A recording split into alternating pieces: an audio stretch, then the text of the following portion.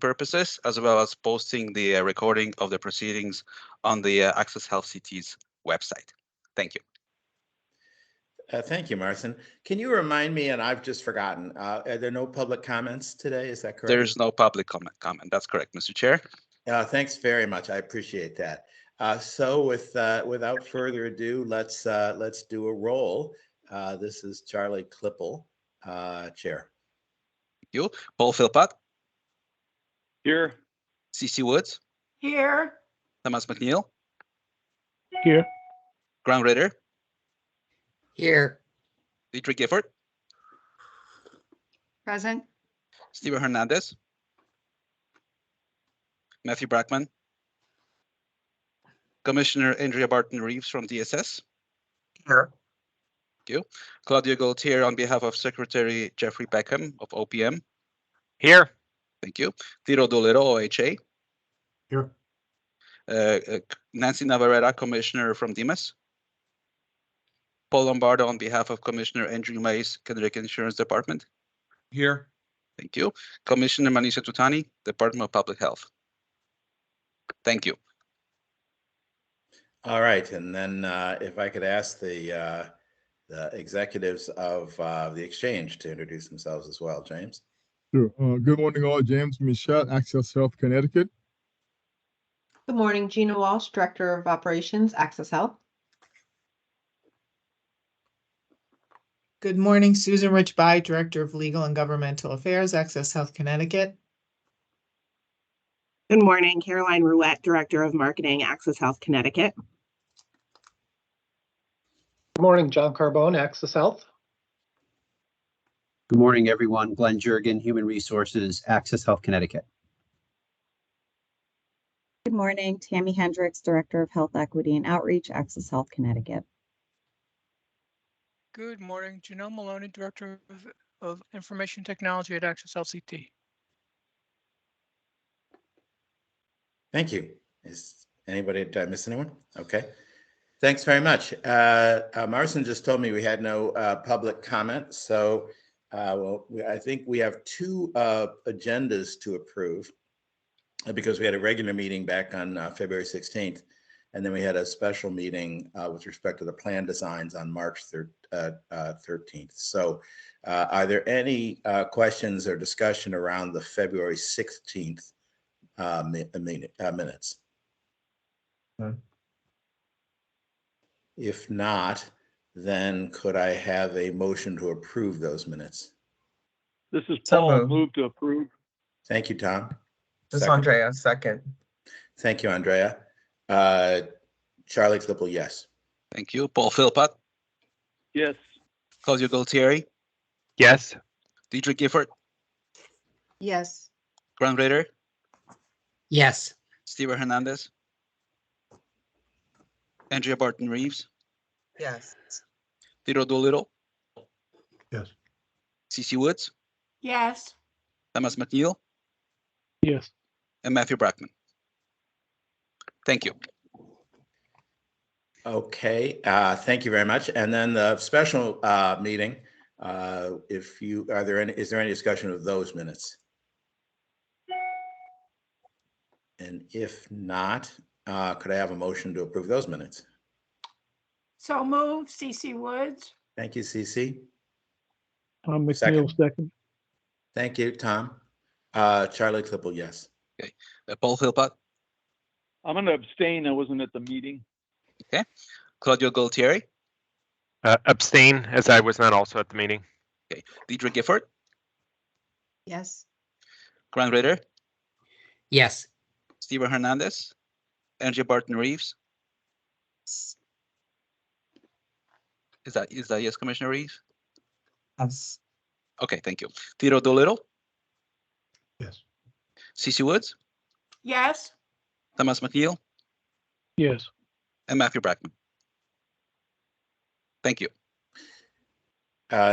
James, I'm going to turn the floor over to you. You might just say a moment for those who are not at the meeting that about the plans for next year. I think we've actually made minimal changes, which is great, but I will let you be a little more specific about that. Sure. Thank you much. I'm going to ask Susan to talk more about that during her presentation about the ACA. All right. Perfect. All right, thank you much. Good morning, all. I'm James Michelle, Chief Executive Officer for Access Health Connecticut. And welcome to our April board meeting. And thank you for joining us today. I want to mention a few items before we get started.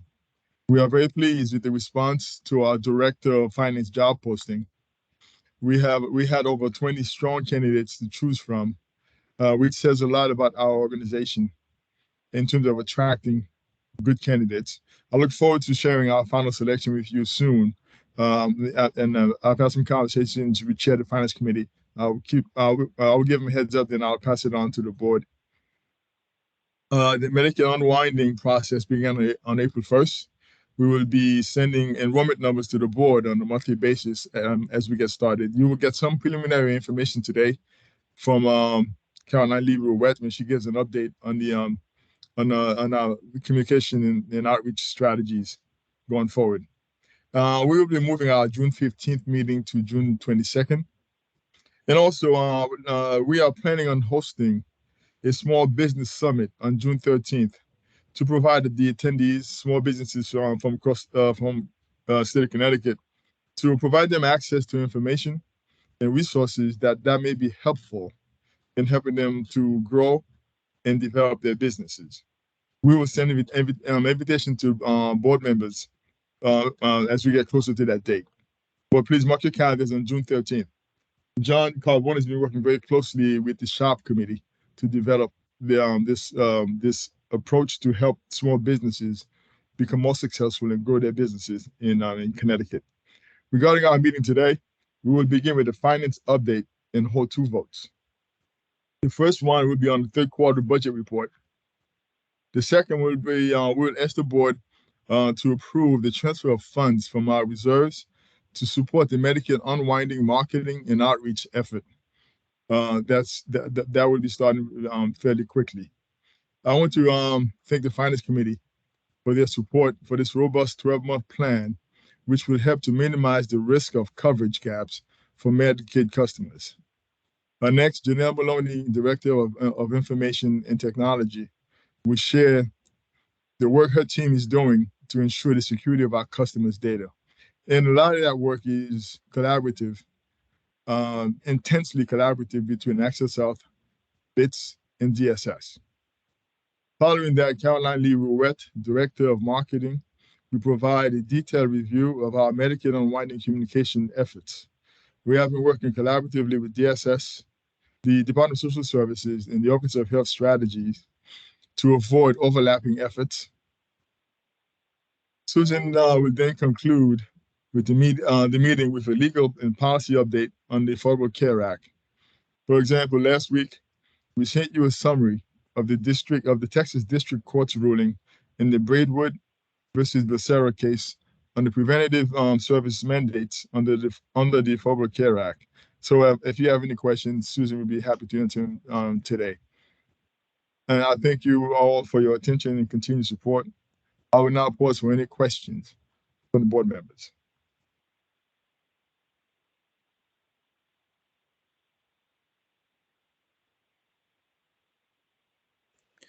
Thank you, James. And I think hearing no questions, I'm going to give you back the agenda to talk about the finance update. Sure. As all of you, as I announced last month, Daryl Jones, our former Director of Finance, left us for a and for an excellent opportunity in Boston. He's doing quite well there. Today, Denisa Serenkovich, Head of Financial Planning and Analysis, will present the third quarter budget results, and as well as our projection for the remainder of the fiscal year, which ends on June 30th this year. As part of that presentation, we are recommending an increase to the operating budget of $2.7 million to cover marketing and outreach support for Medicare Unwind, and we are also asking to move that money from our reserve, from reserve. We have, again, as I said earlier, we have continued to coordinate everything that we do with DSS and the Office of Health Strategies to ensure we are all maximizing our efforts without overlapping each other. We are continuing to work on our proposed 2024 operating budget, which we'll present to the Finance Committee in June. Then shortly after that to the board on June 22nd, proposed at the next meeting. Thank you very much. I will turn it over to Sinisha now, who will present the third quarter budget results. Sinisha? Thank you, James. Sinisha Tsurunkovich, Head of Financial Planning and Analysis at Access Health CT. Today we'll talk about the budget versus actuals for the first 3 quarters, and then we will present the proposed final budget for fiscal year 2023 as well, and give you an update on the reserve fund balance and the grants. Next slide, Marcin.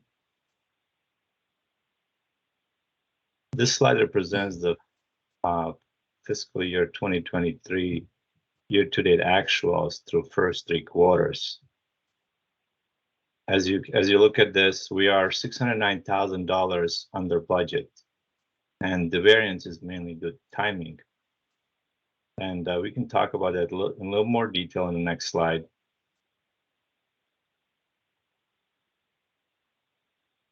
So through first 3 quarters, we received an additional grant, and the interest rate as well has been increasing over the past few months. On the expense side, the variances are due to timing, and what that means is that some projects were projected to start a little bit earlier, but they might have started a month or 2 later. So they're still projected to be completed on time and on budget, but due to the invoicing, that's where we show on the budget there. Are there any questions here? If not, we can move on to the next slide. This is our fiscal year 2023 proposed final budget. This is a full year budget, and as you can see here, we are asking the board to approve $2.7 million to come out of reserves to fund the Medicaid unwind for marketing and outreach efforts. And we can go into more detail on that and on the next slide. So here you will see on the revenue side, there's the $2.7 million that I just mentioned to support the Medicaid unwind for the marketing outreach efforts to come out of the reserves. On the expense side, there's a $2.7 million increase, which would increase our expenses or increase our budget to fund those efforts. Couple additional comments here on the temporary staffing. We had to hire additional staff to assist us with IRS and CMS changes to compliance requirements. The equipment and maintenance has increased as well, and that's mainly due to the vendor transition costs for the enterprise operating model.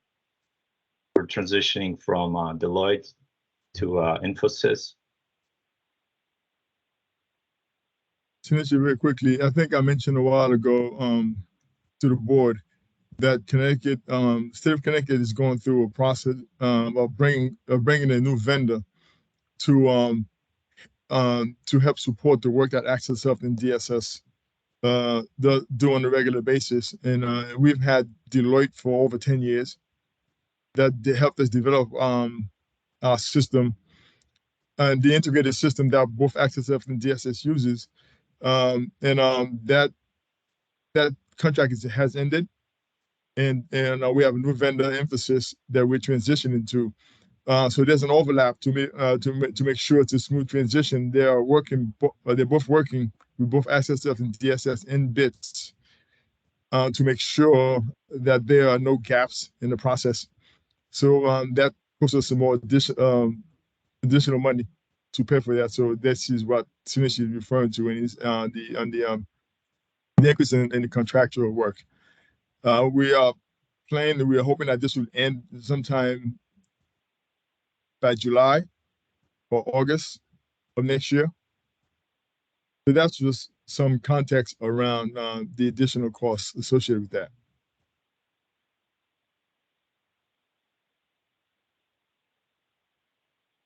Go ahead, Sinisha, I'm sorry. We can move on to the next slide. Thank you, James. Appreciate that. This is the final slide of the fiscal year 2023 operating. And what this slide represents is our projected fund balance. We started off the year with $23.5 million in the reserve fund balance, and we're projected to be at $19.2 million. The projected $19.2 million represents 6.8 months of operating funding.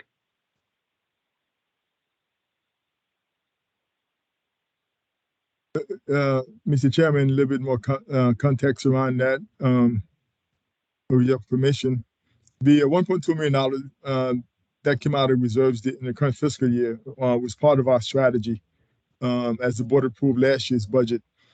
And then in addition to that, the projected $2.7 million coming out. Again, that's an up to amount. Again, we don't plan, if we don't need to spend that much money, we're not going to. So we'll evaluate the marketing and outreach effort as we, if it's not needed, we're not going to spend it. But we just want to make sure that that this is reflected the impact this is having on the reserves. And that 6.8 months of operating budget support is a very healthy place to be. Most quasis have 2 or 3 months on the books. Last time we tried to do the comparison, there was not enough data for us to compare ourselves. But I know from prior roles that I've had in other quasis, having a 6-month cushion in reserves for operating costs is a very healthy place to be. But we're getting close to going below the 6 month. So James, thank you. Claudio has a question for you. Thank you, Mr. Chair, and thank you, James. Not a question, but just wanting to point out here, and it may come later up in the board discussion, but when we contemplate the type of marketing and outreach for the unwind, and I know you guys are attentive to this, but I just want to put it on the record that I would really be interested in us looking to make sure that outreach, that call centers, that technical assistance for helping the public, especially those that are losing coverage, can happen beyond sort of the typical 8 to 4:30 hours, including weekends, and to the extent that we can really pilot and learn from some expanded and off normal hours, so that those that work different jobs or night shifts or have other challenges and barriers to getting information and helping to get enrolled on the exchange can avail themselves of all the outreach. I just hope that you'll consider that as you build out the plan. Claudio, thank you for that comment. We are, in fact, you would hear doing Caroline's update. We are going to expand our call center hours from 8 to 4 to 8 to 6, and we will have the call center will be open on Saturdays from 9 to 3, I believe. All right, and that's excellent. So that's going to start rather sooner than later.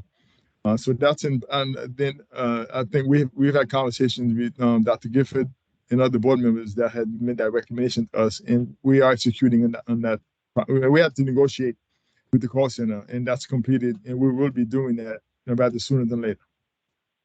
And also, DSS has been part of these conversations because the increased cost, the incremental increase, they will be supporting that with additional funding as well.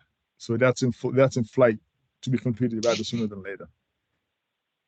That's excellent. Very encouraging. Thank you, James. Yes, sir. Hey, Charlie, this is Paul. I have a question. Yes, please, Paul.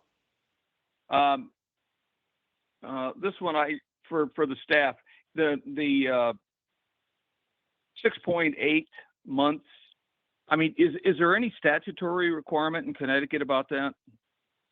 No, not that. No. Okay. I'm not aware of any at all, Paul. Okay.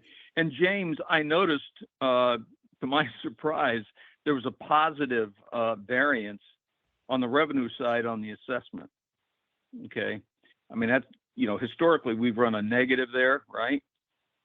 Yeah, for the last 3 years, yes. Yeah. So is that a case of our just being super conservative when we put a number up there, or is it a case of the fully insured premium is actually stabilizing? Can you give me some Sure. kind of guidance on that? Sure. Sinisha, can you go back to the slide that showed the couple slides back? So Paul, we actually one more slide up. Paul, are we projecting a 7? No, go to the full year, Sinisha. Move forward for a minute. Next slide. No. Forward, the other way. Keep going. Oh, no, the other way, Sinisha. Keep going forward. I'm sorry, I'm operating a slide. Mark, this is Martin. So Yeah, go ahead, Martin. okay. Keep going forward. Okay. Forward. Yes. Keep going. There we go. So Paul, this is it's actually $72,000 under budget, not over budget. Right. Yes. So thank you. But that's actually a tiny number compared to the variances we've had in the past.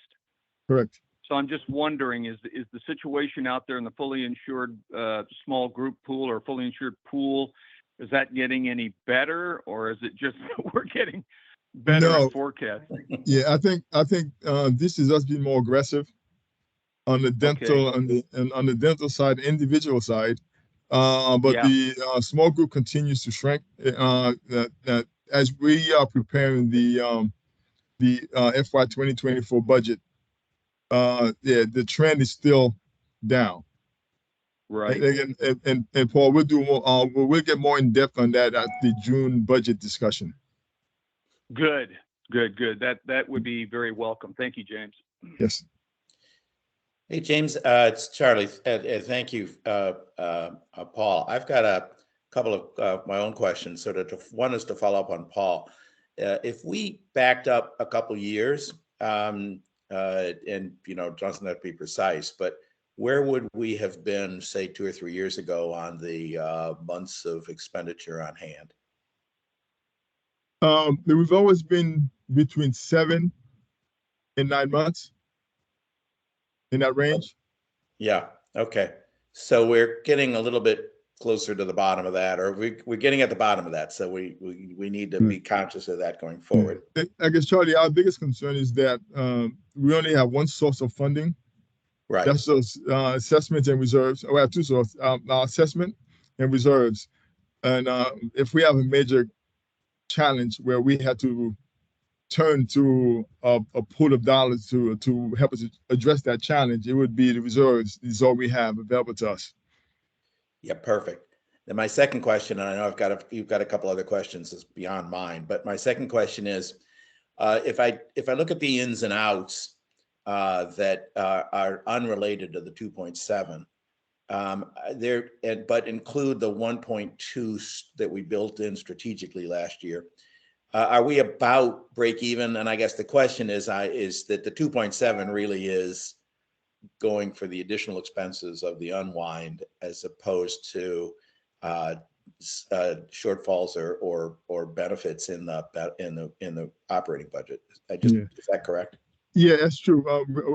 We're not going to come under budget, so we're not going to dip into the reserve more than what's budgeted for. As a matter of fact, typically we're coming under budget. So the reserves, again, this is a projection. If anything, we may want to better than the $19.2 million. So again, as you develop a budget, you always plan for the worst. Right. So that's what we've done here. Okay. Dr. Gifford has a question. Thank you. And Dr. Gifford has a question. Thank you, Mr. Chair. Just reflecting back on the conversations we've had in prior years about our reserve amount. And, Access Health has always done a really good job of maintaining an adequate reserve, as you were saying, James, for a rainy day.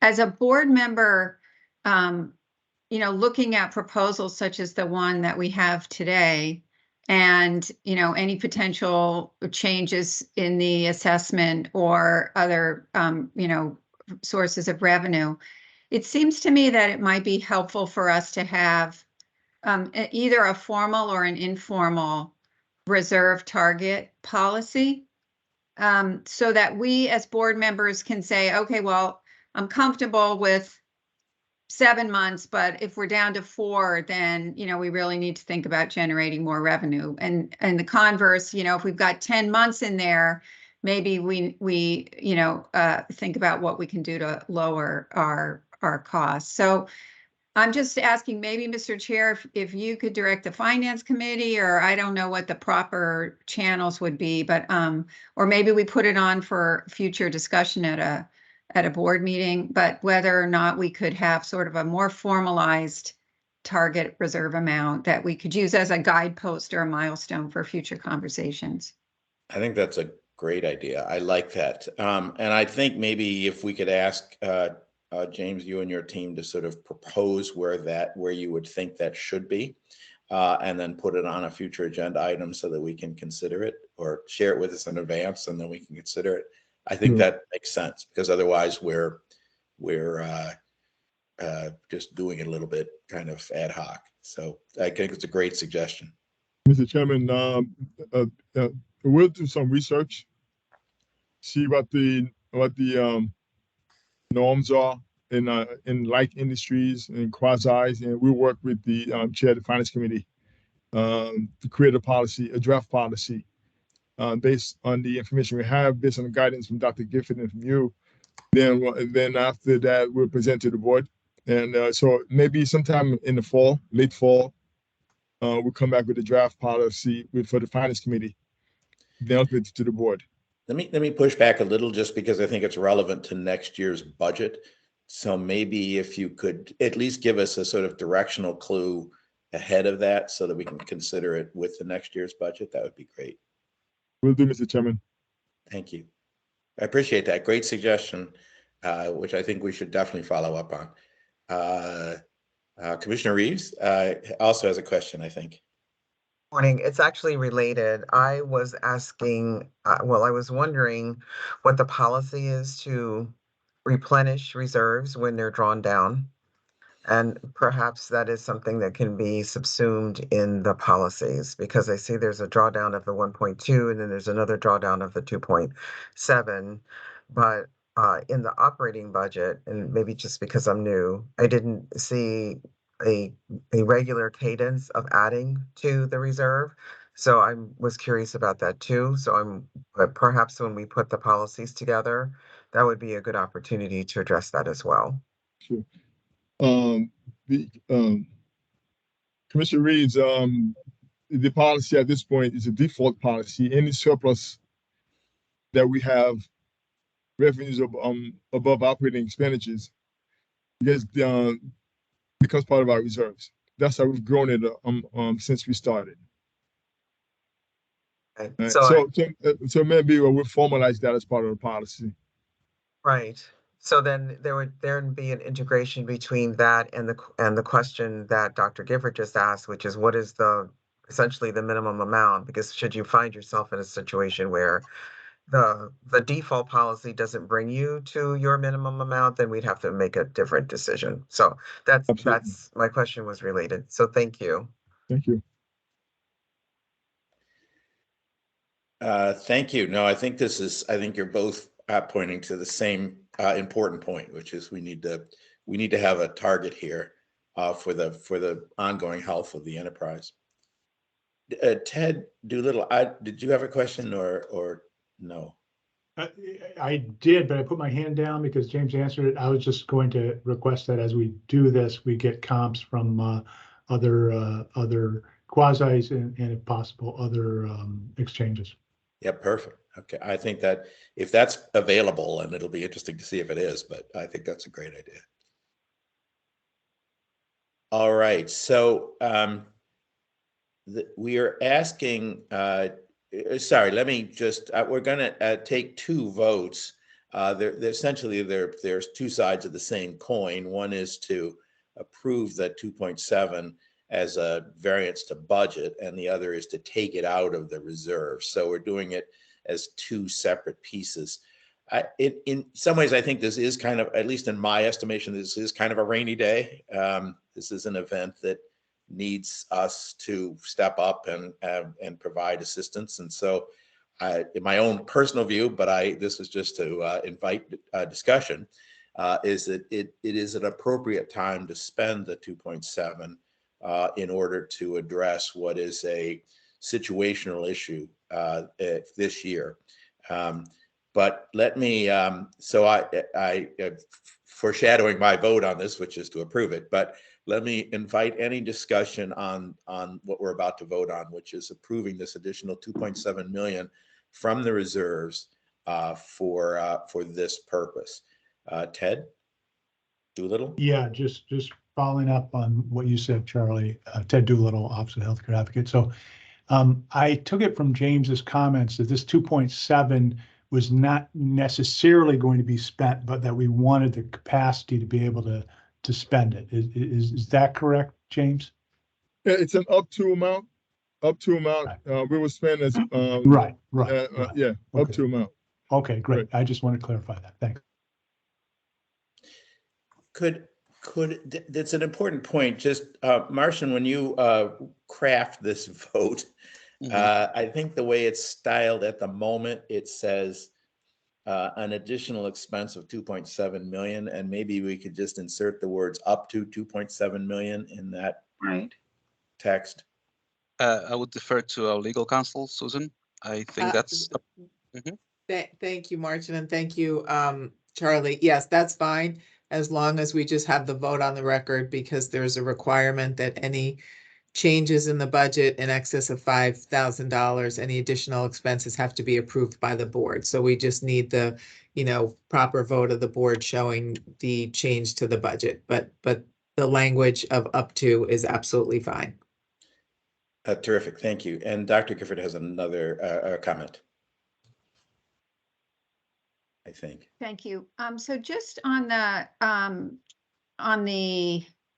amount and how it's going to be spent. So I was just wondering, James, I know you and your team have done a couple presentations for state agencies around, the outreach plan, et cetera. But I think, judging from your comment about the call center, maybe that first of all, I think it was a bigger number, and then it sounds like you've changed some of the intent that some of this money would be spent for call center hour expansion, which is terrific. But the reason I'm asking is, would there be a separate opportunity for the board to weigh in on the strategy itself, or are you just, or is there, should we get in the record sort of a high level description of the intent of how to spend the money Sure. as we vote on this? So, Dr. Gifford, the call center is separate from this $2.7 million. This is strictly for marketing and outreach. The call center, additional costs associated with the call center will be absorbed by DSS. There's a $1 million request that was made by DSS to their funding sources to support the additional hours for the call center. The $2.7 million is exclusively access of acquisition costs for these for the 95,000 or 100,000 folks who may lose coverage as we go over the next 12 months. And this is again, most of this money we spent on marketing. Most of the marketing, TV is very expensive.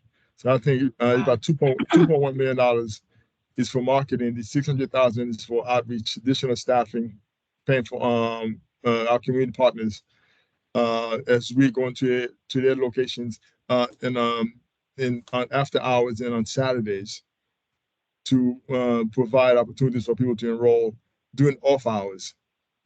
And Claudia, one thing you had, if I digress for a minute, you had asked about the hours of Operations, most of the outreach we do is after work hours and on the weekends. For specifically for the reason that you mentioned, why we should do it. Dr. Gifford, was that helpful? And we have presented to the board the strategy and all the committees about how we're going to spend this money on the marketing side, TV ads, radio ads, print ads, and also actually producing the material as well as the outreach. I could ask Caroline to give a brief overview about what we presented to the board in the past, as well as other committee across the state as well. Just kind of a reminder to the board how we're going to spend this money. Yeah. Hey, James, we Yes. have Caroline scheduled for like 2 items Yes. forward in the agenda. Do we want to just move that up now and do it now before we take this vote? Sure. All right, Absolutely. why don't we do that? Before you do that, I think CC Woods has a question or comment. Yes, I just want to underscore what Dr. Gifford has said, that we really need to establish the months of operating funding, because we have been so prudent and to have with our reserves, and it's a little unsettling to think that we have to eat into them at this time, and I'm sure everyone's feeling that. So that as we move forward, if we can set that benchmark, I think we'll all feel more comfortable. And I agree. Mr. Chairman, one quick addition to that, actually to propose that as we create the policy to establish the benchmark for reserves, I would also suggest that we create some policies about how the reserves should be spent. Just put some guidance around that. Now, under what conditions do we bring to the board a request to use reserves? Now, for example, one-time expenditures, something we didn't plan for, so that there'll be very clear guidelines under which conditions that the reserves to be tapped in. You're making work for yourself, but I completely agree with that. I think that's a good idea. I think presumably we do it for one of 2 reasons. We do it to either cover a shortfall, or we do it for a specific expenditure. And I think it is important to understand what those specific expenditures are, as well as any shortfall. So I completely agree. We do have the circuit breaker in there that I think Susan just alluded to, which is we have to get the board approval for certain uses of those reserves. But I think cooking that a little more into the policy would also be great. I'd appreciate that. Claudio? Thank you, Mr. Chair. And maybe this is more appropriate once we hear the outreach presentation, but I will just say in all my past working with constituency groups, that nothing replaces the going into community, the in-person events, the door-to-door working with community partners. And I really would like to see more of those resources, 2.7 million, dedicated to that personal touch, that building trust, finding people where they are, and doing as much as we can of the hand-to-hand combat to make sure that they're finding appropriate plans and getting enrolled and in-person visibility and through community partners as much as possible. So I just tend to think TV has diminishing return nowadays, especially. Claudio, Caroline will talk more about this in more detail, but the strategy, TV, as you know, is very expensive, and she'll talk more about why we need to do TV. And because we have a lot of folks that move from place to place, so the notices may not get to them. We think having TV ads is one of the ways. At least people will get the information that things are changing for Medicaid. Please enroll. But she'll talk more about that in the detail. But the hand-to-hand combat you talk about, that's been part of our strategy since we started, being in the communities, making sure, because a lot of the population we are focusing on, traditional media just does not reach them. So we have to be in the communities and working with partners to make sure that they know what's going on, and leveraging our relationship with our partners to so that folks will have access to what we are offering to them. So more to come on that when Caroline gives you a more detailed update on that. CC, did you have a second question?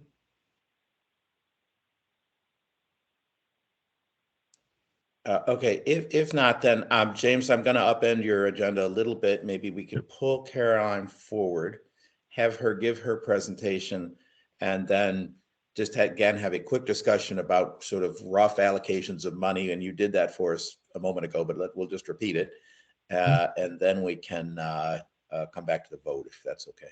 Mr. Chair, I believe there is a quick update on grant updates before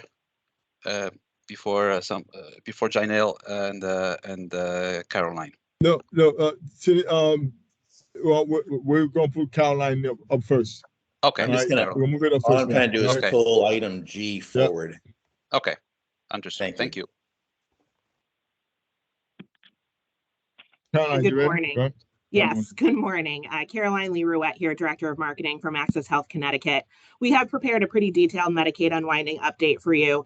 I'm going to go through this first slide fairly quickly on behalf of a couple of different departments. We do have a couple of subject matter experts, the directors of the departments here to answer any questions, and then we'll end with that outreach and marketing, which is really where I think the heat of the conversation is. So just a quick review from a Medicaid unwinding policy perspective. We are doing a 120-day special enrollment period from the date of coverage loss. As a reminder for folks, if people typically qualify for a qualifying life event and then a special enrollment period, they typically have about 60 days, okay, to get enrolled. So we're extending that considerably for this Medicaid unwinding audience, making sure that, you know, we're making it as possible or easy as possible for them to avoid gaps in coverage. With that said, though, we also want to remind folks that there's a rolling special enrollment period for those eligible in Covered Connecticut. And what we mean by that is folks can come in and enroll in Covered Connecticut whenever they become eligible. So there's some people coming off unwinding that we know that will become eligible for Covered Connecticut. And so we just wanted to make that reminder here. And then just in terms of data and how we're doing right now, I want to remind the board that this is a snapshot in time. These numbers are changing consistently, but this is where we are as of data compiled on April 17th. About 15.8% of households impacted by the unwinding have come in manually and updated their applications since September. And this is really great news, and I want to applaud the efforts of the Department of Social Services and their campaign, reminding folks to update their contact information. We can see here that it is making a difference. And then in terms of what we're seeing here from the exchange, just in this first round of folks impacted by unwinding, we now have 147 individuals enrolled in the Covered Connecticut program that were not previously enrolled, and we know that they came in from the unwinding. And then similarly, we have 450 individuals enrolled in a qualified health plan without that Covered Connecticut benefit that were impacted by unwinding. So we are seeing people come to us and take action, which is great. And then in terms of the individuals re-enrolled into Medicaid, when this data was pulled, it was 8,860. I think that number is larger now, but nonetheless, we just needed to take a snapshot in time and just provide a little update on where we were. Hey, Caroline, Caroline, very quickly, I want to make sure the board knows this is the type of data we want to send to you on a monthly basis, so that the board would have that information at their fingertip as they move throughout the state. Thank you, James. And then moving in from an operational standpoint, since March 1st, we had a new hire class at the call center, and they started taking calls on April 6th. And then in terms of statistics there, I know that there's been a lot of talk, especially at a committee level, in terms of how the call center is performing. And so we wanted to share some statistics with you. In March, there were over 77,000 calls, and the average wait time was just over a minute. Okay, so folks are getting on the line pretty quickly. And we're seeing an even better time now in April. So as of April 14th, there were 30,000 calls that had come into the call center and an average wait time of just over half a minute, which is great to see. All right. And then the next slide, Martin. Here's where we'll spend a little bit more time. We agree, hand-to-hand combat, in-person events are an incredibly important part of this Medicaid unwinding process, and quite frankly, everything that we do here at Access Health. And so what we're doing from an unwinding perspective is that we have 15 new call center reps that are trained to do enrollments in the field. And they started as of March 31st. So right at the very beginning of unwinding, we really upped the ante in terms of how many reps we have to be actually doing the enrollments in person directly with folks. Tammy and her team are planning enrollment fairs. So those are those one-day events where we do them throughout the course of, or throughout the state. And those are oftentimes during the evening, as well during the week, as well as on Saturday mornings. So that's a point that I wanted to speak to it because it was a talking point earlier in the conversation to make sure that was a part of our plans. And to James's point, earlier as well. Well, it's not on the slide here. We are extending the call center hours starting May 22nd. I'm just gonna look at my notes here real quick. And those are gonna be from 8 to 6 on weekdays and from 9 to 1 on Saturdays, starting May 22nd. Okay, so lots of efforts here to make sure folks can get that in-person help as well as call center help when they need it. Moving down, consumers currently have access to 500 plus brokers and 130 certified application counselors throughout the state to assist with that in-person enrollment. And to keep consumers and community partners informed, the team is hosting monthly educational presentations to those community partners so that they can help us champion, the effort of keeping people covered and avoiding those coverage gaps, as well as quarterly in-person meetings. And that invites people like brokers, our CACs, all of those stakeholder groups to provide us feedback, right? Unwinding is new. We've never done it before. We may need to pivot, especially with our outreach efforts. And these types of regular engagements with those stakeholder groups allows us to get the information that we need to make sure that we're meeting the needs of our community. And then we'll move into marketing. I want to start with the fact that we issued a joint press release with the Department of Social Services on March 27th. So really ahead of when everything kicked off, making sure that the media was getting consistent messaging from both our organizations about this process. So really happy to be working collaboratively with DSS and thankful for their communications folks working with us. And then in terms of the actual campaign that we've been talking about, that 2.2 million that we'll need, we started with creative concepts, just meaning what is the look and feel of this campaign? What is the messaging? And it will include, to James's point, TV, radio, billboards. We're also considering transportation posters. So on like buses and things like that that are highly traveled right now. Social media advertising as well as digital. And digital is a really important part, folks, because some people might see a letter coming from DSS or a letter coming from us or an ad out in the wild. And what's the first thing that people do? They hit the Google machine, right? We want to make sure when people hit that search engine that they're able to find relevant information. So the really big digital presence is going to be important. The target launch date for this is now June 1st because we needed to vote on the money, right? And then we need to go shopping for the media and then get all that information over there. But the really good news is that the Department of Social Services is extending their Update Us so we can update you campaign. And so that will be in market up until June. So there's not really going to be any gaps, right? There's going to be the mass media element to let people know what's going on. And the reason, to James's point earlier, he said I would spend a minute, we feel like this is necessary, as a lot of folks have moved. Right? Over the past 3 years, we know this is a really transient audience, and we need to find a way to get to people where direct to consumer communications, meaning our direct mail efforts, aren't getting to them. We want to make sure they're not the people that are going to a pharmacy that have a chronic health condition, aren't able to get their medicine, right? We want to make sure that they're aware of this. And mass media is a way that we can do that. And typically, folks, we spend about $2 million during open enrollment, which is about a 12-week campaign. We need to be in market for about 9 months now for this. And we're asking for $2.2 million. So we're not doing nearly the amount of media that we would do during open enrollment. It's not a big, giant campaign, but it will be effective. And there will be some type of broadcast in market, either TV or radio the entire time, as well as outdoor, talking about those billboards, as well as those posters and transportation. This includes a print buy we're recommending for the ethnic newspapers. So we're talking about Inner City News, La Voz Hispana, all of those papers that reach our target audience, especially those hard to reach communities in multiple different languages. And then having search engine marketing, which again means having ads when people are in the search engines asking questions. Hey, I don't have coverage. How can I find it? or Connecticut plus health insurance, right? Things like that, making sure that we populate within those search engine queries. Big social media presence. You know, if we only use our organic social media, we only reach the people who choose to follow us on social. As a quasi-public government agency, it's not the thing that people want to follow most. But if we put some money behind it, we can target Connecticut communities and make sure that we're in the feed of people who are scrolling online. And then, of course, you know, digital ads as well for the media that Connecticut consumers frequent. So again, $2 million over 9 months versus $2 million versus, you know, for 12 weeks. We're really, really being thrifty here and making sure that we're in the right places. And in terms of language too, I think it's really important to mention that this plan does include Spanish broadcast TV, as well as Spanish radio stations and Spanish newspapers, where they'll have some print ads. And we know from the data that the Hispanic audience is kind of disproportionately affected by unwinding. So we know we really need to reach that particular group, and this is a great way to do that in language. And then moving forward, you know, we've also made some other updates from a marketing perspective. Not everything is advertising that costs a lot of money.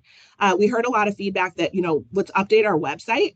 So we've made an update to our homepage in the I Want To section that provides really detailed information about how to update your contact information. So if they're seeing messaging from Department of Social Services or us about that issue, they can very easily find out how to go ahead and make those updates. We've duplicated those instructions in a couple of different places on our site, including our Manage My Account webpage.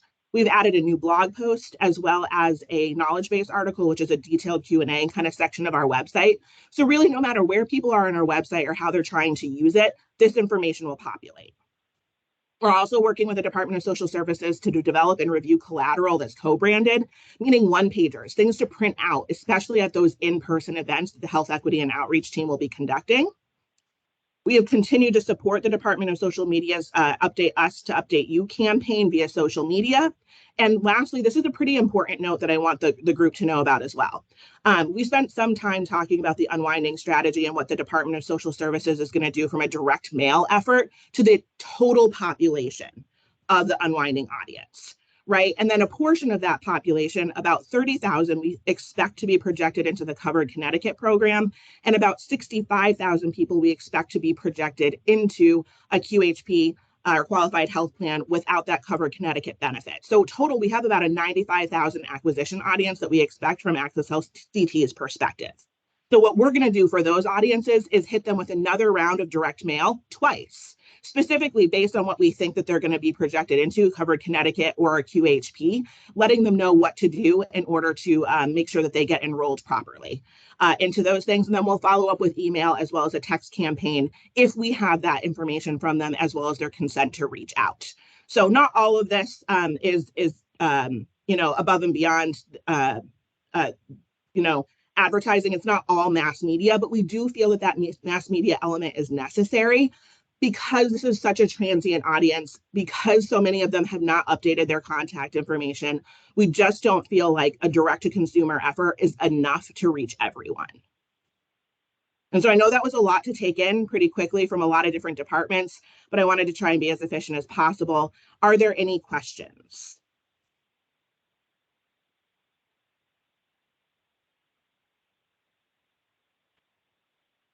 Dr. Gifford has a question, and then I think after that, Ted Doolittle.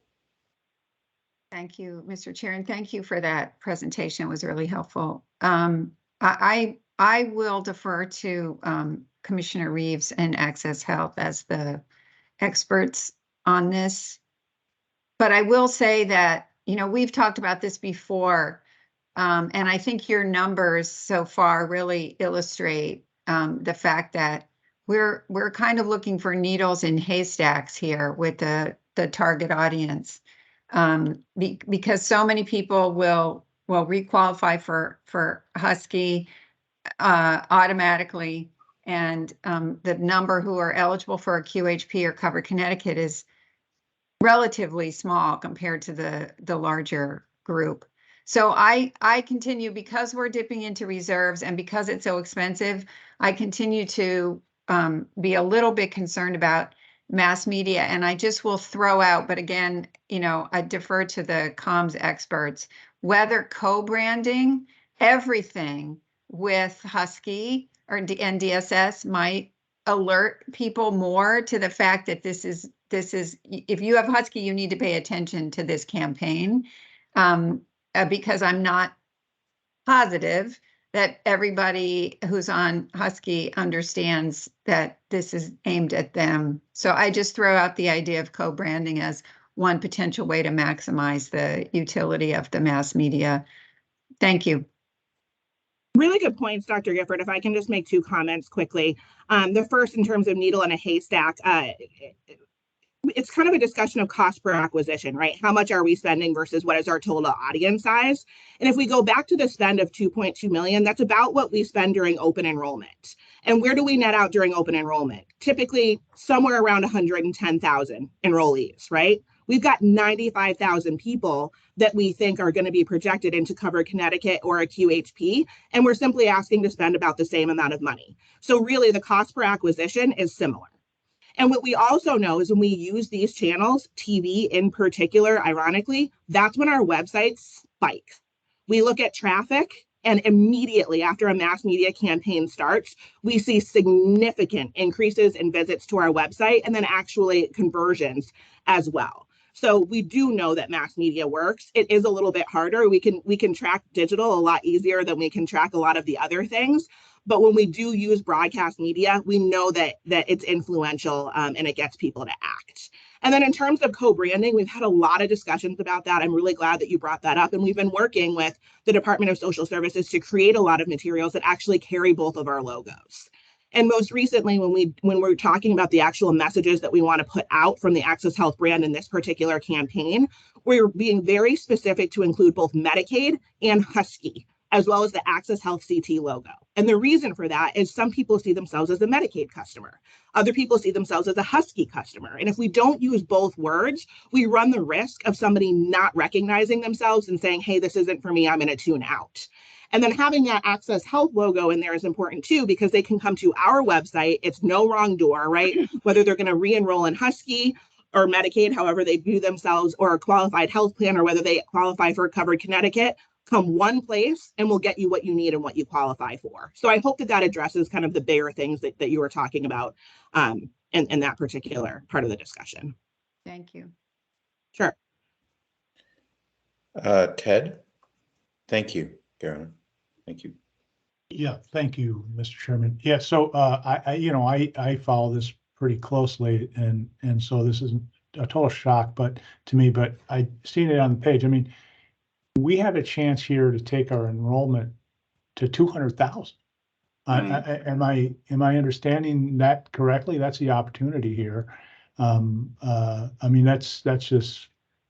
I knew the number would be big, but just to see it as a potential audience of 95,000, that's just a huge. So typically, that is what's available. But we do typically, in the before times, before COVID, right, when we were doing the kind of monthly redeterminations, or DSS was doing that for the Medicaid audience, whomever it was that we thought could come over to and be eligible on the exchange, the typical conversion rate was 10 to 15%. So in terms of what we think we'll get out of this is about 10 to 15%, but it could be as high as 95,000. Since we've never done unwinding before, we really don't know. We don't have benchmark data, but it could be as high.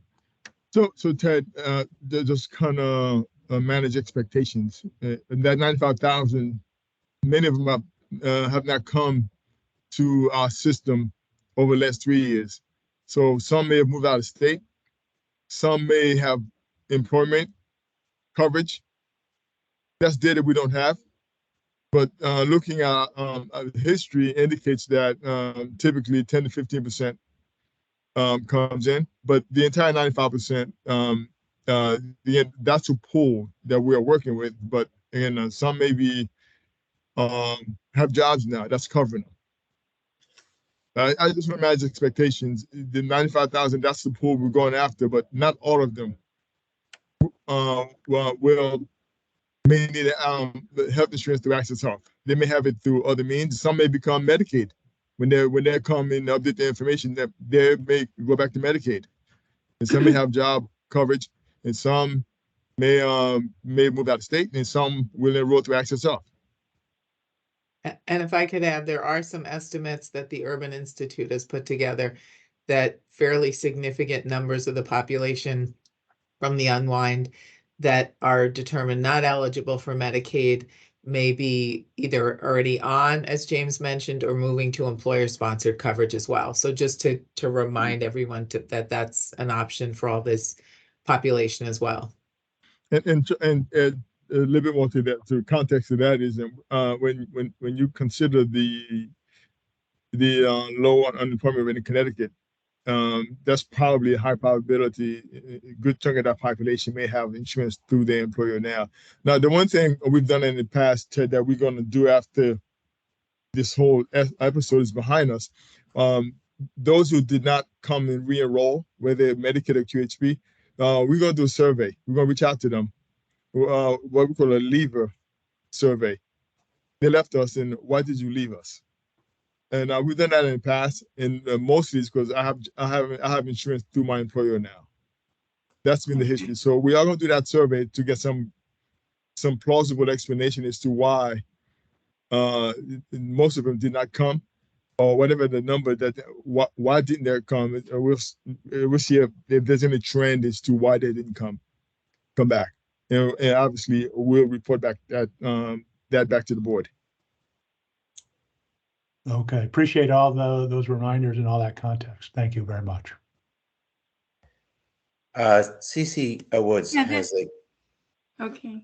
This is just a quick question, and it's probably tangential, but I wonder if there are any plans for interaction with the pharmacies, because I'm fearful that the first time these people are going to find out that they're unwound is when they go to get a prescription. And so that seems like something we should at least contemplate. Yes, we are exploring that. We've actually already started to see some signs at pharmacies. I'm not sure exactly where they've been generated or who started that. I don't know if there's applause for the Department of Social Services or anybody else here, but yes. Caroline, they were started by CMS. CMS. Oh, wonderful. They started that about 2 or 3 months ago. They started putting them across the country in certain targeted zip codes. Okay, thank you. But it is something to at least think about. Absolutely. Yes. All right. Thank you, dear. And having been employed by one of those pharmacies chains in my life, they would be happy to put additional information into their pharmacies. So if you ask a CVS or a Walgreens or the local pharmacies, almost all of them will be receptive to any kind of flyer that you have. They're not necessarily as effective as other forms of communication, but I'm sure they'd be receptive to helping out. Other questions, comments? Just Dr. Gifford, both you and Claudio made it very clear that we should look at how we spend this $2.7 million and maximize in-person events.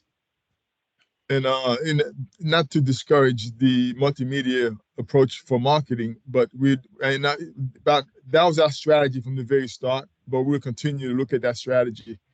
Again, when I said up to 2.7, again, given that we have never done this before, this is on the monthly basis. We're gonna reevaluate what we are doing.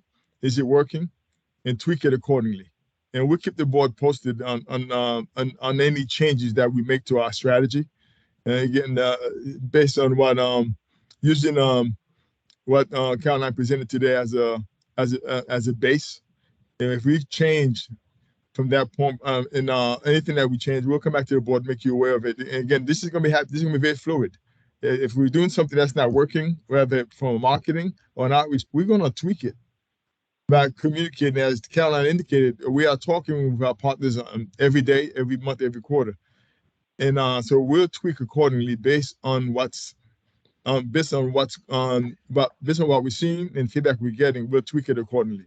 So again, if we don't need to spend all the money, we're not going to, because if the call center hours we have in place now, if we should have Saturday mornings, have 200 people sitting in the call center, they get 10 calls on a Saturday morning. So maybe that's not good use of our resources, so we'll adjust accordingly. So again, just some context as to what we're going to do going forward to adjust and address you and Claudio's well-placed comments. Thanks, James. James, maybe just as a sort of footnote on that, you said you're going to provide us monthly updates on the sort of how's it going. You might include in those updates kind of burn rate on the 2.7. Will do. Okay. So thank you, Caroline. I think it was very helpful to get that additional context because we do need to return to the question of approving this in the budget. So Marcin, I'm going to back us up again, and I'm going to ask again if there's further comment or questions on this approval, and then I'm going to ask for a vote.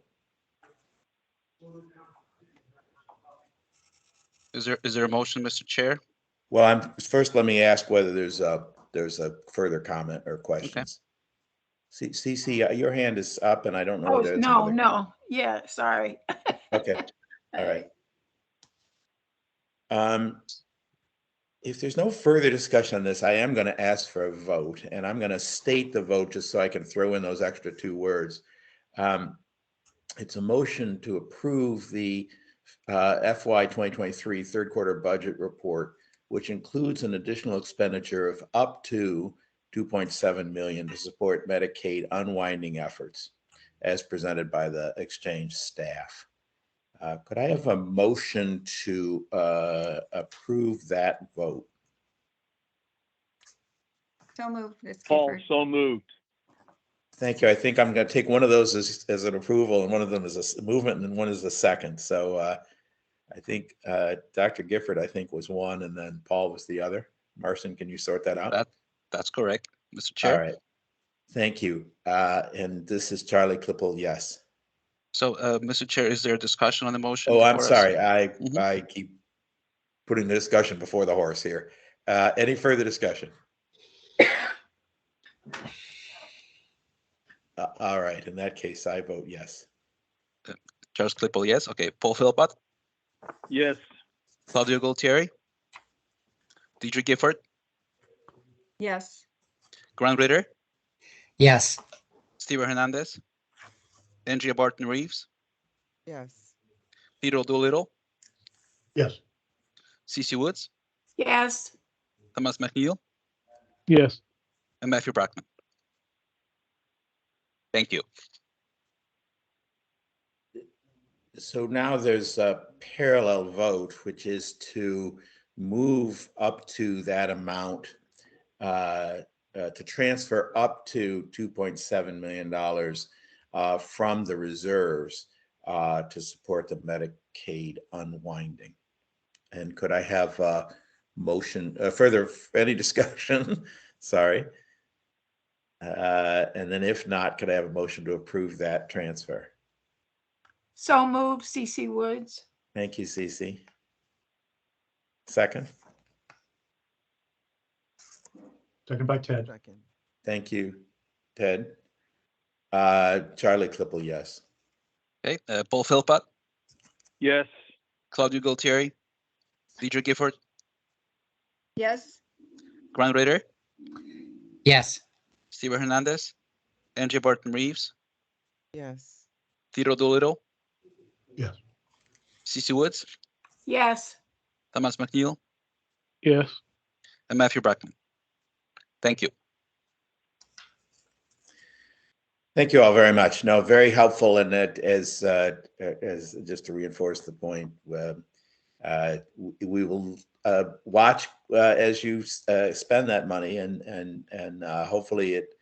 I actually sort of where Dr. Gifford was. I think it's still a needle in a haystack. It's a tricky thing to do, and but it's an important thing to do. So I think it's good that we're doing it, and hopefully we can do it efficiently. Thank you all. With that, let me ask for to return to the agenda and the grant updates. Thank you. Thank you, Mr. Chair. Sinisha Tsurenkovich, Head of Financial Planning and Analysis at Access Health. So just give you a quick update on the grants, where we stand. As you all know, we have been applying for grants over the last few years, and in the current fiscal year, we have applied for 11 grants so far, and 3 have been awarded, and 2 grants are pending award. And below, you'll see the list of those grants that have been awarded.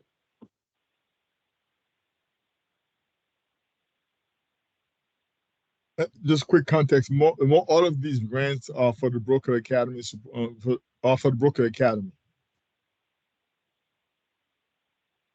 That's correct. Thank you, James. Sure. Okay, appreciate that update. If there are no questions, let's move on. Janelle, for the IT update. Thank you.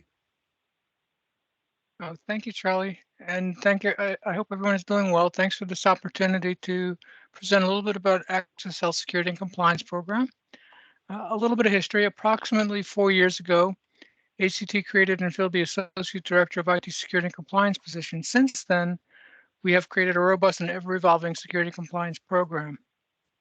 What is a security compliance program, you might ask? Well, it's simply put a security and compliance program that allows us to create, monitor, maintain internal policies and procedures with applicable tools so that within the company we are able to comply with laws, rules, regulations, as well as uphold business reputations and the integrity, of course, of IT assets, especially our digital data. Our goal today is to leave you with a clear view of our program and the foundation built leading to a confirmation and sense of confidence that our program stands ready to protect our IT assets. The maturing of our IT security and compliance program is tantamount to our focal points throughout the year. And what that really translates to is the ability to assess where we stand, what the requirements are, and where needed, procure tools that we're able to work with on a day-to-day basis. That also, those same tools allow us to do a 24/7 monitoring and alerting platform. Presently, that is just an email alerting platform. We are migrating or maturing into an SMS platform as well. In addition to that, as we maintain our security and compliance posture, we're able to keep pace with federal and state requirements. Our partnerships are critical to our success.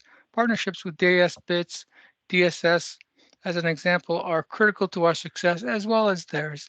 We are linked at the hip and cannot really move forward on these types of endeavors and events without collaboration and partnership. In addition to that, the IRS and CMS are also critical partners for us as well. We have regularly scheduled meetings, usually once a month, with these folks, just to kind of review where we stand and where we're going.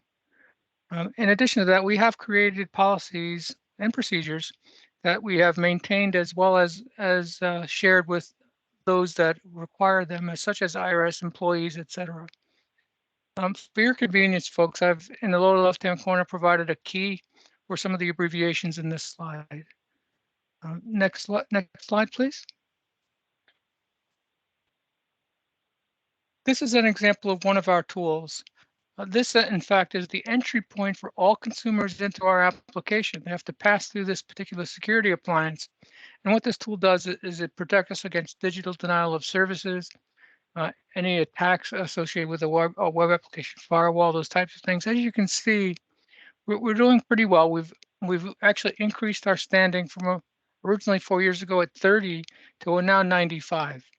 We know exactly what we need to do because of all of our other tools that we use. We know exactly what we need to do to shore that up to be actually 100, and we're in process of making that happen today. Next slide. This is your 5,000-foot view of the program itself. Tantamount to our success is education, its governance and awareness, as well as the ability to understand what our risk management plan is and follow that plan. There are two pieces to our puzzle that really uncovered findings or gaps in our technology. That's self-assessments as well as audits. These two tools and events allow us to really take a step back and honestly measure where we are and where we need to go. Through the analysis that allows us to look at these more deeply, we're able to create remediation plans. And again, the cycle continues all the way through one more time. It's an ever evolving process, folks. This is a never ending task, and we actually have some passion about this. We love doing this stuff. So that's the program in a nutshell. I went through it pretty quickly. Are there any questions?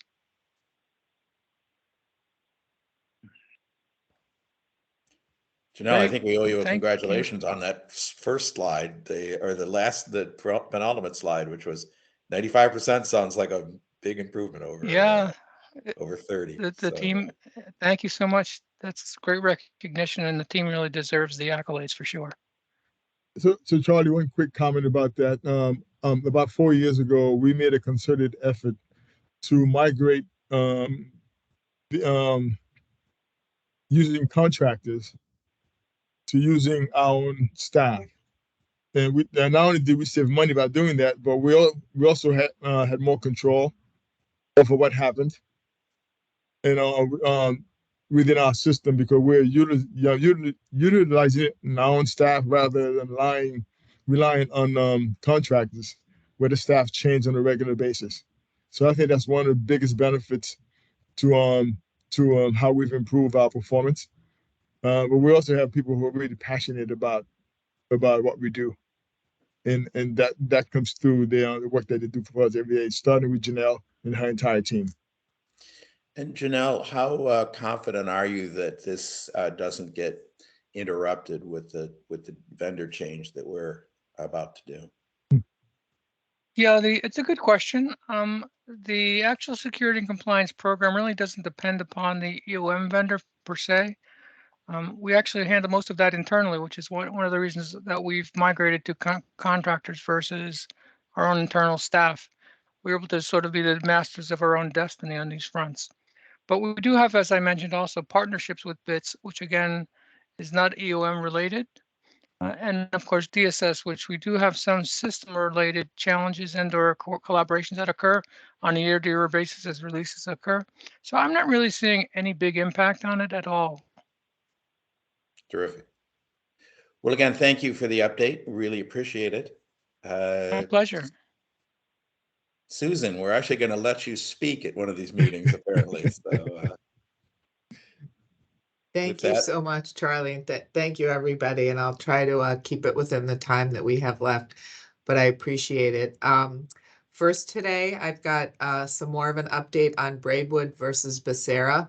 And as James mentioned, we did send information out to the board last week on the March 30th decision, and I have a few updates today to review. In the latest ruling that just came out March 30th, the district court in Texas ordered a remedy following its earlier decision in 2022, ruling that the recommendations that come from the U.S. Preventative Services Task Force violate the Appointments Clause of the U.S. Constitution, and the order immediately blocked the requirement to cover the preventative services recommended or updated from the task force after March 2020 with no cost sharing. And as we all know, that is a big, important part of ACA protections and ACA plans, is having preventative services available to consumers with no cost sharing. And a lot of these recommendations are the really important ones on cancer screening, heart disease. A lot of it goes to maternal health, children's mental health. It's a full range of preventive services that we all know are vitally important. And so the Justice Department filed its notice of appeal on March 31st, the day after the district court's decision came out, and then they filed a motion for a stay of the district court decision on April 12th. So we'll continue to monitor that. And then also on April 13th, 3 federal departments, which are U.S. Health and Human Services, Labor, and Treasury, issued some FAQs on the ruling because there is so much attention on this and it's so important. And the department strongly encouraged plans and issuers to continue to cover these items and services without cost sharing, and also stating that the ruling does not preclude any plans from continuing to provide this coverage, and also stating that it didn't make any changes to the recommendations from the 2 other governmental agencies. that are part of the preventative services mandate. So we'll continue to follow that. Also, interestingly, I think it was last week or the week before, the Biden administration made an announcement on changes to eligibility for ACA programs for DACA recipients. And DACA, as you know, refers to Deferred Action for Childhood Arrivals. And this is coming, they say, by the end of April, the proposed change. And the administration plans to amend the definition of lawful presence to treat DACA recipients more like other groups with temporary legal status and to allow them to enroll in QHPs through an exchange with financial assistance. And also, I believe, would also change their eligibility for Medicaid. So we'll keep an eye on that and keep you posted on that. And then finally, Marcin, if you turn to the next slide, the notice of benefit and payment parameters, which is the annual rulemaking that comes out from HHS every year, and this is for 2024. They actually finalized it. It was in draft, and they finalized it earlier this week. So we're reviewing it, but just to note, the focus of this really entire notice of benefit and payment parameters is really focused on improving health equity and improving access to affordable coverage options for consumers. So specifically, some of the items that they're making changes on that we feel will, be a big positive for all consumers and especially our consumers are some changes to income verification requirements. Up until this point, we've been required to open up a verification for a consumer when the information they enter in the application is either different by a greater percentage that we set, which is now 50% threshold from what the IRS sends to us, or if we can't get data from the IRS. And there are all sorts of reasons that happens. Sometimes there are different social security numbers and they apply with us with one person as the primary and the other one is listed as primary on their tax return. Most of our income verifications actually come from this no information from the IRS or error codes. So starting next year, we will not have to open up income verifications for these types of situations for consumers, which will be a big benefit to consumers. And they're also going to expand the, currently it's a 90-day, it's called a reasonable opportunity period for the person to submit information to verify what they listed in their application by adding another 60 days. And this is on income. And this is again designed really at lower income consumers and improving health equity. They're also making changes to special enrollment periods, and something that we're also doing as part of the unwind. We are actually giving consumers who lose eligibility for Medicaid 120 days instead of the normal 60 days under the ACA. And starting in 2024, this new rule will extend the 60 days to 90 days. So once the unwind ends and that whole period is done, we will go from the 120 days that we're doing during the unwind to this new 90 days, which will also increase access for consumers to get enrolled in new coverage. Failure to reconcile, that is a requirement when you get a tax credit that you have to file a return every year and you have to file a form that reconciles your tax credit to see if you got the right amount. Maybe you are entitled to more money back from the IRS. Maybe you got more money than you were entitled to and you'd have to pay some money back. We get codes from the IRS every year that check whether consumers filed their returns and filed that form to reconcile. Up until this point, there's been a code if they and a requirement that they would be denied access to a tax credit in a future year if they had not reconciled for 1 year. Because the IRS data, it's getting slower and slower getting data out to exchanges and getting returns processed by the IRS right now. So they're changing the 1 year to 2 consecutive years of failing to reconcile. So that's also more consumer friendly. They're also making a change to allow navigators and other assisters to enroll consumers door to door. Previously, that has not been permitted. And then they're also rolling out a new improper payment assessment pilot, but it'll be pushed off for a couple of years. So we worked on part of a pilot program with them on this a few years ago. So this will be coming in a couple of years, but it's just another requirement for federal programs when there are federal dollars going out to have systems in place to check that there are not improper payments. I mean, here we're a little different than some other programs because there is this reconciling the tax credit requirement and then, you know, either paying or getting more money back from the IRS. And some other federal programs, they don't have that sort of lever to get the payments back, but these programs will assess, you know, whether our systems are all functioning right and percentages of improper payments, tax credit assessments that are going out. So that is it. If anyone has any questions, and I know Charlie did mention something at the beginning about the plans for 2024.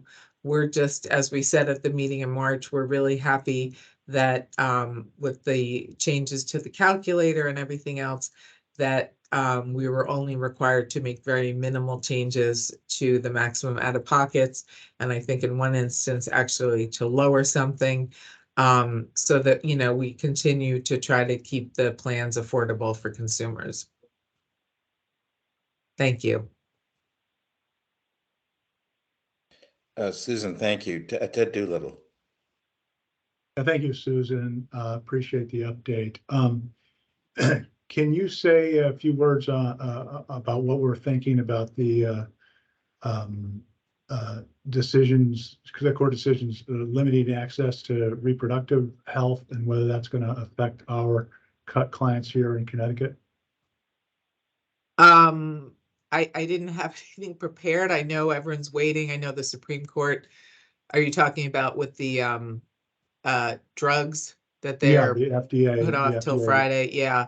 So The we'll have to competing see. But I FDA, do know Connecticut, decisions. you know, Connecticut has strong laws in place on that front. I don't know if Paul's on the meeting today. So, you know, I think consumers are protected in Connecticut, but we'll follow that. And I can take a look, Ted, after the Supreme Court rules, and we can send out a note to the board on that.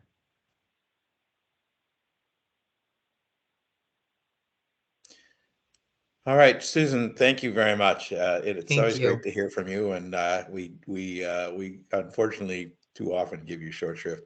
James, a quick word, and then we'll adjourn the meeting on time. Sure. Just that the Small Business Summit on June 13th, we'll send invite to the board members. Hopefully you'll be able to attend. Again, our goal is to help small businesses get access to information as well as resources that they need to help them grow their business, especially as they're coming out of this COVID fog that a lot of them are struggling with. Terrific.